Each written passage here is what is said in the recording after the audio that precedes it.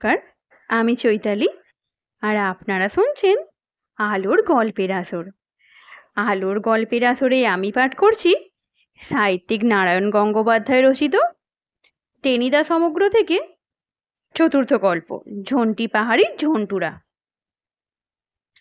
পথে আর বিশেষ কিছু ঘটেনি। গজেশ্বরের সেই আছাড় খাওয়া নিয়ে খুব হাসাহাসি করলুম আমরা। অত বড় হাতির মতো লোকটা পড়ে গেল একেবারে ঘটোৎকচের মতো। তবে আমাদের ওপর চেপে পড়লে কি যে হতো, সেইটেই ভাববার কথা। হাবুল বললে, আর একটু হইলে প্রায় উইঠা পড়ছিল গাড়িতে, মাইরা আমাগো সাতু কইরা দিত। টেনিদা নাক টাক কুচকে হাবলাকে ভেঙচে বললে, হ হ, সাতু কইরা দিত বললেই হলো আর কি। আমিও পটলডাঙা টেনি মুখুজ্জে এসা একখানা জুজুৎসু হাঁকড়ে দিতুম যে মুড়ি তো মুড়ি, বাছা ধন একেবারে মুড়ি হয়ে যেত, চ্যাপটাও হতে পারতো চিড়ের মতো। শুনে ক্যাবলা খিক খিক করে হাসলো। এই ক্যাবলা, হাসছিস যে? টেনিদার সিংহনাদ শোনা গেল। ক্যাবলা কি ঘুঘু, সঙ্গে সঙ্গেই বললে, আমি হাসিনি তো, প্যালা হাসছে। প্যালা? বাহ, আমি হাসতে যাবো কেন? যোগ সর্পের হাঁড়ির লেডিকেনি খেয়ে সেই তখন থেকে আমার পেট কামড়াচ্ছে। আমার পেটেও গোটা কয়েক ডিও পিঁপড়ে ঢুকেছে কিনা কে জানে। মুখ বেজার করে বললাম, আমি হাসবো কেন? কি দায় পড়েছে আমার হাসতে? টেনিদা বললে, খবরদার, মনে থাকে যেন।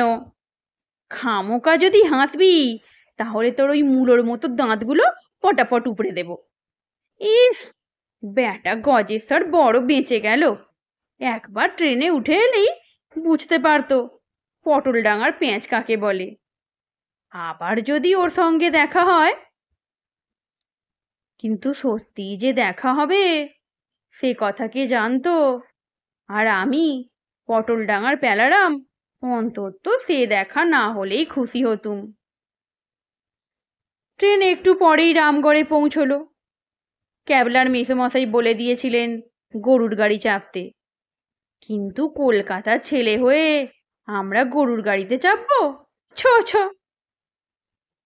টেনিদা বললে, 6 মাইল তো রাস্তা, চল হেঁটেই মেরে দি। আমি বললুম, সে তো বটেই, সে তো বটেই, দিব্যি পাখির গান আর বনের ছায়া। ক্যাবলা বললে, ফুলের গন্ধ আর দক্ষিণের বাতাস। টেনিদা বললে, আর পথের ধারে পাকা পাকা আম আর কাঁঠাল ঝুলছে। হাবুল সেন বললে, আর গাছের মালিক ঠ্যাঙা নিয়ে তাইরা আসছে। টেনিদা বিরক্ত হয়ে বললে, ইস, দিলে সব মাটি করে। হচ্ছিল আম কাঁঠালের কথা, মেজাজটা বেশ জমে এসছিল, কোত্থেকে আবার ঠ্যাঙা ফ্যাঙা এসে হাজির করলে। এই জন্যই তোদের মতো বেরসিকের সঙ্গে আসতে ইচ্ছে করে না। নে, এখন পা চালা। সুটকেস কাঁধে বিছানা ঘাড়ে আমরা হাঁটতে শুরু করলুম। কিন্তু বিকেলে গড়ের মাঠে বেড়ানো আর সুটকেস বিছানা নিয়ে 6 মাইল রাস্তা পাড়ি দেওয়া যে এক কথা নয়, সেটা বুঝতে বেশি দেরি হলো না। 1/2 মাইল হাঁটতে না হাঁটতে আমার পালা জ্বরের পিলেটা টনটন করে উঠল। টেনিদা, একটু জিরিয়ে নিলে হয় না? টেনিদা তৎক্ষণাৎ রাজি। তা মন্দ বলিস নি, খিদেটাও বেশ চাঙা হয়ে উঠেছে। একটু জল টল খেয়ে নিলে হয় কি বলিস ক্যাবলা? বলে টেনিদা ক্যাবলার সুটকেসের দিকে তাকালো। এর আগেই দেখে নিয়েছে ক্যাবলার সুটকেসে নতুন বিস্কুটের টিন রয়েছে একটা। ক্যাবলা সঙ্গে সঙ্গেই সুটকেসটাকে বগলে চেপে ধরল। জল টল খাবে মানে? এক্ষুনি তো রামগড় স্টেশনে গোটা 8 সিঙ্গারা খেয়ে এলে। তা খেয়েছি তো কি হয়েছে? এক টানে ক্যাবলার বগল থেকে সুটকেসটা কেড়ে নিল টেনিদা। ওই খেয়েই 6 মাইল রাস্তা চলবে নাকি? আমার বাবা খিদেটা একটু বেশি, সে তোমরা যাই বলো। বলেই ধপ করে একটা গাছতলায় বসে পড়ল আর সঙ্গে সঙ্গেই খুলে ফেললো সুটকেস।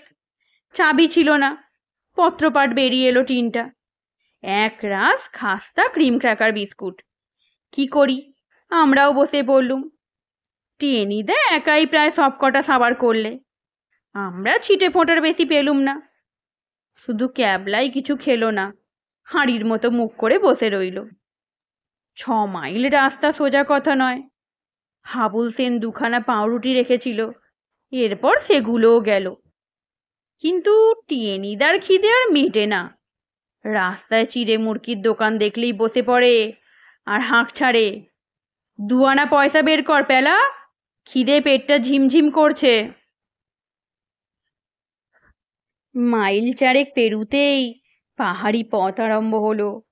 দুধারে শালের জঙ্গল, আর তার ভেতর দিয়ে রাঙামাটির পথ ঘুরপাক খেয়ে চলেছে।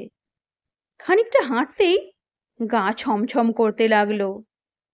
ক্যাবলা বলে বসলো, টেনিদা, এইসব জঙ্গলে বাঘ থাকে।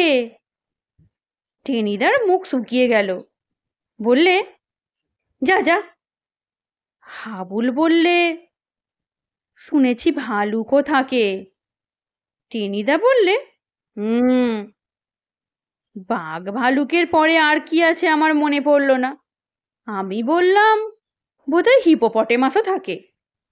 টেনিদা দাঁত খিঁচিয়ে উঠল, থাম থাম পেলা, বেশি পাকামো করিস নি। আমাকে ছাগল পেয়েছিস না? হিপোপটেমাস তো জলহস্তি, জঙ্গলে থাকবে কি করে? আমি বললুম, আচ্ছা যদি ভূত থাকে? টেনিদা রেগে বললে, তুই একটা গোভূত, ভূত এখানে কেন থাকবে শুনি? মানুষই নেই, চাপবে কার ঘাড়ে? ক্যাবলা ফস করে বলে বসলো, যদি আমাদের ঘাড়েই চাপতে আসে? আর তুমি তো আমাদের লিডার, যদি তোমার ঘাড়টাই ভূতের বেশি পছন্দ হয়ে যায়? টেনিদা সঙ্গে সঙ্গেই ধাঁ করে ডান হাতটা লম্বা করে বাড়িয়ে দিলে ক্যাবলার কান পাকড়ে ধরার জন্যে। তৎক্ষণাৎ পট করে সরে গেল ক্যাবলা, আর টেনিদা খানিকটা গোবরে পা দিয়ে একেবারে গজেশ্বরের মতো ধপাস ধাই। আনন্দে আমার হাততালি দিয়ে উঠতে ইচ্ছে করছিল, কিন্তু ঠিক তৎক্ষণাৎ জঙ্গলের মধ্য থেকে হঠাৎ প্রায় 6 হাত লম্বা একটা মূর্তি বেরিয়ে এলো। প্যাঁকাটির মতো রোগা, মাথায় ঝাঁকড়া ঝাঁকড়া চুল, কটকটে কালো গায়ের রং, বিকট মুখে তার উৎকট হাসি। ভূতের নাম করতে করতেই জঙ্গল থেকে সোজা বেরিয়ে এসছে। বাবা গো বলে আমি প্রথম ঊর্ধ্বশ্বাসে ছুট লাগালুম। ক্যাবলা এক লাফে পাশের একটা গাছে উঠে পড়ল। টেনিদা উঠতে গিয়ে আবার গোবরের মধ্যে আছাড় খেলো, আর হাবুল সেন 2 হাতে চোখ চেপে ধরে চেঁচাতে লাগলো, ভূত ভূত, রাম রাম। সেই মূর্তিটা বাজ খাই গলায় হা হা করে হেসে উঠল, খোকা বাবু, আপনারা মিছাই ভয় পাচ্ছেন। আমি হচ্ছি ঝন্টি পাহাড়ের ঝন্টিরাম। ঝন্টি পাহাড়ির ঝন্টুরাম বাবুর চিঠি পেয়ে আপনাদের আগ বাড়িয়ে নিতে এলাম। ভয় পাবেন না, ভয় পাবেন না। আমি তখন 8 মাইল রাস্তা পার হয়ে গেছি। ক্যাবলা গাছের মগডালে, হাবুল সমানে বলে চলেছে, ভূত আমার পুত, শাকচুন্নি আমার ঝি। টেনিদা তখনও গোবরের মধ্যেই ঠায় বসে আছে, ভিড়মি গেছে কিনা কে জানে। মূর্তিটা আবার বললে, কুছ ডর নেই খোকা বাবু, কুছ ডর নেই। আমি হচ্ছি ঝন্টি পাহাড়ির ঝন্টুরাম, আপনাদের নৌকর। আজকের গল্প এই পর্যন্তই।